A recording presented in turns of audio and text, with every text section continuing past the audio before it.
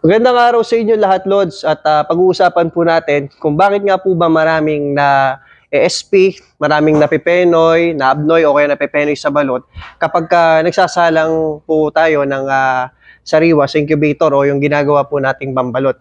Yan ang pag-uusapan natin mga Lods at lahat po kayo ng mga followers ko at lahat po ng mga kaparehas ko ng business ay welcome kayo, Lods, mag-comment dito ng inyo pong mga idea o kaya mag-share po ng inyo pong kaalaman dito po sa pagbabalot. At para mabasa na rin po ng mga aspiring businessman natin, pag-usapan muna natin, Lods, bakit maraming SP. Ayan, ito pong nakikita po ninyo, Lods, ay ito po mga maliliwanag na yan.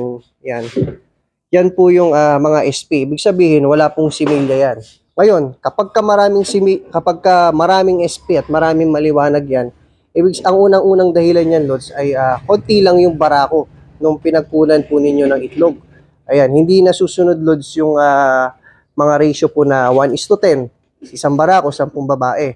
Baka mamaya niyan, Lods, sa 100 babae, ang barako lang 5, 6. Marami talagang SP niyan. Lugi ka dun, Lods, kung ininegosyo mo yun pang balot.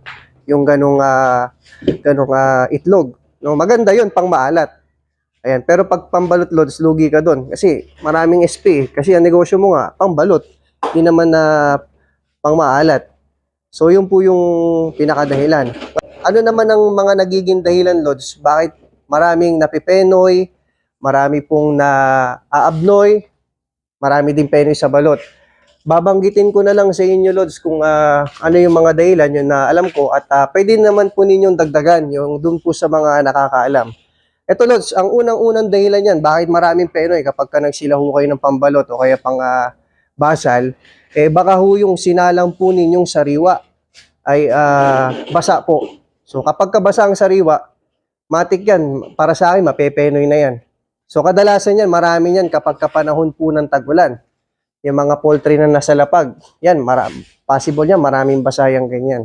So kailangan talaga, piliin mabuti po yung mga itlog na isasalang po ninyo, lalo na kung pambalot. Yan, tanggalin talaga ninyo yung basa, Lods, kasi lugi talaga kayo riyan pag di nyo natanggal yan. Pangalawa, Lods, kaya maraming penoy, baka mamaya, laon na yung itlog. Ibig sabihin, matagal nang naka-stock yung sariwa. Baka mamaya, 5 araw na yon na naka-stock, hindi pa na siya naisasalang sa incubator, marami po talaga mapipenoy yun. Ang standard talaga niyan, Lods, dapat talaga hanggang 3 araw lang ang may stock yung itlog bago isalang sa incubator. Yun. Pagka lumagpas doon, Lods, umabot na ng 5, 6 na araw na naka-stock, mababa na yung recovery ng similya. Ibig sabihin, mababa na lang yung mga magiging chances na magiging balot yan. Dadami na lalo yung penoy nun. So, kailangan, mas maganda, kung mayroon ho kayong sariling poultry, kahit every 2 days, o kaya araw-araw ho kayo magsalang sa incubator, o kaya every 2 days, okay lang yun, Lods. Magiging maganda at mataas po yung mababalot po ron. Pangatlo, Lods, baka mamaya yan, sumobra po yung heat po ninyo sa incubator. Ito, pakikita ko po sa inyo. Kaya isa sa dahilan, Lods, maraming napipenoy sa balot, baka mamaya overheat. Baka mamaya sumusobra yung temperature po ninyo sa incubator. Ito po yung temperature namin ngayon dito po sa incubator ko. Ayan. Nasa 98 Fahrenheit po siya, then parang nagte-37 degrees Celsius. O kaya parang 36.8, ganyan. Doon po naglalaro yan.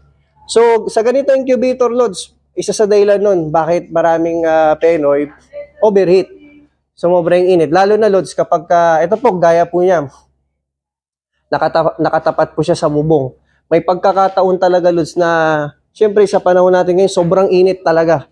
Yung surrounding heat lang, napakainit na. Nadadagdagan yung init ng incubator, Lods. Kaya na minsan nag-automatic siya na namamatay yung heater. Pero dahil sa sobrang init, parang nadadagdagan niya. Lalo na, Lods, kapag ka ito pong incubator po natin, punong-puno. Punong-puno yan. Tapos, ang mga laman pa niyan, 16 days, 17 days, punong-puno. Ayan, talagang maraming mapi-PSB dyan. Maraming mapipenoy sa balot dyan. So, yun yung isa sa dahilan na ako din binabantayan ko minsan kapag ka sobrang init ng panahon. Talaga, pinapapatay ko yung heater. Ayan, pinapapatay ko. Dahil para, syempre, makontrol ko din yung init. Minsan, pumapalo yan ng 100 Lods. Pag nakita kong pumalo na ng 100 dyan, Fahrenheit, ayun na, pinapabukas ko na yung pintuan ng incubator. Tapos pinapatay ko yung heater. So, yun yung dahilan. Pangapat, Lods, baka mamaya, kulang naman sa init. Baka mamaya, nagna 95 lang yan, Fahrenheit, 96, gano'n, kulang sa init. Eh, kawawa yung mga itlog na nasa ilalim. Kawawa yan. Diyan ang marami mapipenoy. Ayan. So, yun lang yung Lods, yung alam ko na maaaring mga dahilan na baka dahil maraming penoy po itong mga naisasalang po nating mga balot. Meron pa pala, Lods, dahilan bakit maraming penoy. Baka mamaya, Lods, naka-incubator po kayo, hindi nyo po nahahalo itong ating mga balot. Hinahayaan lang ho natin na ma-stock itong mga sinalang natin na sariwa o balot dyan po sa incubator. Baka mamaya sa isang araw, isa o dalawang beses lang hinahalo itong mga balot na to. Ayan, di maraming penoy doon. Pangalawa, maraming magiging tangaban doon. Ibig sabihin, maraming magiging pangit ang quality na balot. So, mas lalaki yung airspace po nung balot po kapag hindi mo nahahalo. Pangit yung balot, Lods. Hindi buo yung laman kapag hindi mo nahahalo na matino. So, dito sa amin, Lods, sinahalo namin itong incubator namin sa isang araw, 5 beses. Ayan, hinahalo namin. Pero kapag 2 beses mo lang yan nahaluin, umaga sa kagabi, gabi na, ay baka mamaya maraming tangaban dyan. Ayan. Marami ding mapipenoy dyan. So, yun lamang, Lods.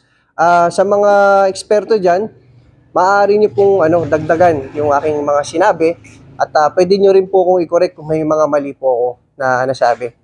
Para na rin mabasa, Lods, ng mga aspiring natin, negosyante natin. No hate tayo, respect lang tayo sa isa't isa.